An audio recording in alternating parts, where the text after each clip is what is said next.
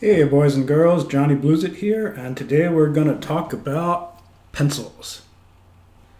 So, this is a question or argument that I see coming up on forums more and more, that somebody who's new to art says, I want to learn how to draw, what kind of pencil should I buy, what's the best pencil?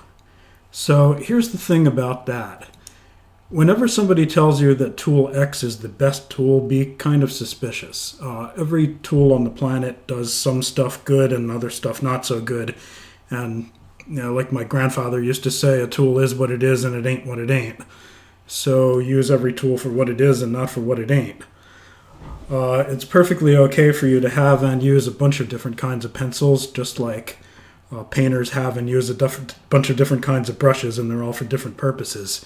So you're not being a greedy capitalist pig depriving children in Africa because you have a couple different pencils. It's okay. You don't need to settle on one. So let's talk about the different kind of pencils you can buy and what they're good for and what they're not good for. And some of this is going to be my own personal quirks, and your mileage may vary and all that. So, my absolute least favorite kind of pencil is the traditional wood pencil. And a lot of people like these because you can sharpen them at a steeper angle than you can get with most mechanical pencils, so you can hold them much flatter to the paper. And that's definitely an advantage, and I won't tell you it isn't. But personally, I don't really like tools that get shorter and shorter as you use them. They're hard to hold, and they're too skinny. I can't really get a comfortable grip on them. But I do use them anyway. And, Johnny, why would you use something you don't really like? Well, there are some pencils out there that are only available in wood, and so you have to live with it.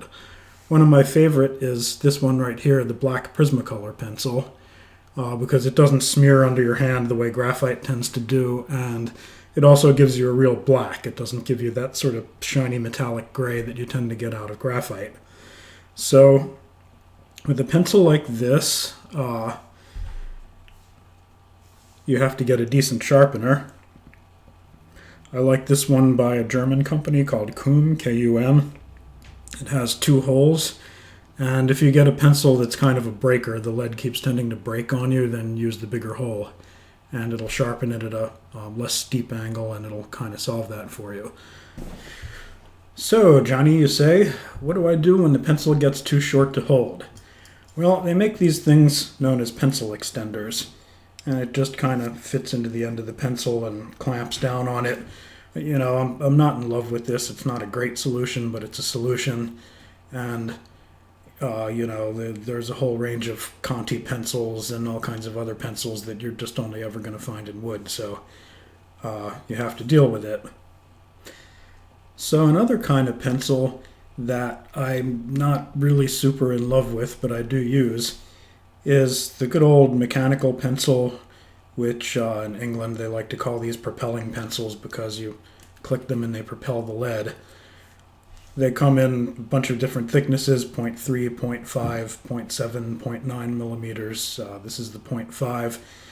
Now here we go again. I don't like these, but I do use them. Johnny, tell me once again, why would you use it if you don't like it? Well, because you don't need to sharpen them. And sharpening is a mess. And when I'm outside of the house, I just tend to want something that I don't need to sharpen. And since I don't have 3 hands, if I'm doing some outdoor sketching and I'm standing on a windy bridge, holding my sketchbook in one hand and pencil in the other, and I don't really have a third hand to hold a sharpener with, it's just much easier to use something that you don't have to bother with the sharpening. Also, if you're just doing the underdrawing and you're going to finish the drawing in some other medium, like you're going to go over it in ink or something else, it doesn't really matter what the penciling looks like, right? Anything that makes marks is good enough. So it's often just more convenient to load one of these with a hard lead that makes light marks and just go to town and not have to keep stopping. One thing you can kind of do with these to these things write with kind of a dead line like a ballpoint pen. Like they're never really dull and they're never really sharp. They're just always 0.5 millimeters. They are what they are. And one thing you can do to kind of alleviate that is you can hold it at an angle and grind it down on a piece of paper into like a chisel.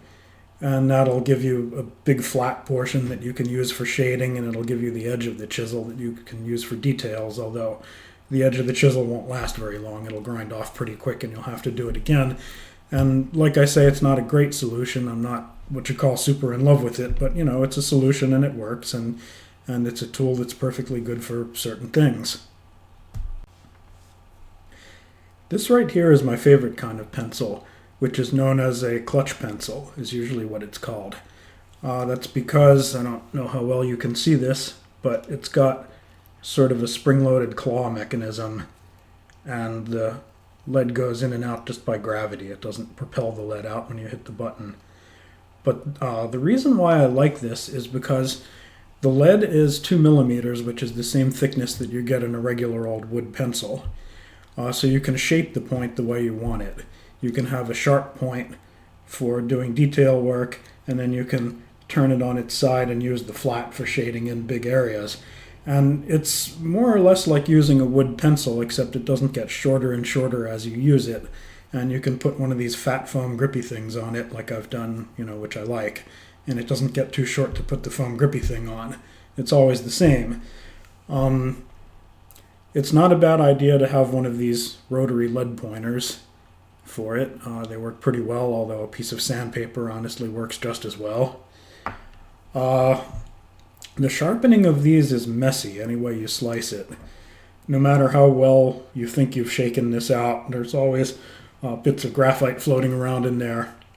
When this is bouncing around inside your bag, the graphite tends to get all over the place. For a while I was putting these in a Ziploc bag to carry them around, and then you'd just get this sort of coating of filth on the inside of the Ziploc bag.